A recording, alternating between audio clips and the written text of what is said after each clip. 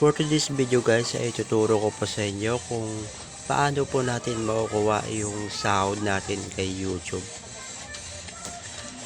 Unang-una guys ay kailangan po nating ma-reach yung $100 na threshold ni YouTube. Yan, kailangan po natin yung ma-reach para makasahod po tayo. At ito pa yung important note na kailangan po natin gawin. Kailangan po nating ma-reach muna yung $10, tapos may magpapadala po sa inyo sa bahay nyo yung pin. Yan guys, yung Google AdSense pin. Yan guys, ipapakita ko po sa inyo yung itsura ng pin. Okay, ano ba yung ibig sabihin ng pin o Google AdSense pin? Yan po kasi guys, ipapadala ni YouTube yung sahod po ng mga vlogger o yung mga YouTuber. Yan guys, yan po nila ipapadala.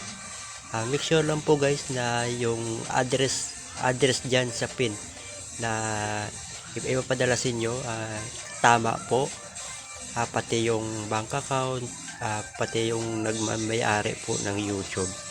Yan, ganyan po guys.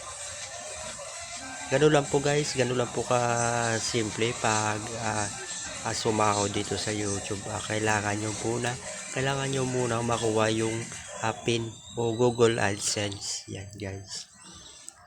Yan guys, pag wala pa rin po yung Google AdSense sa bahay nyo or wala pa rin po, hindi pa rin po napapadala sa bahay nyo, ay mas maganda ay pumunta po kayo sa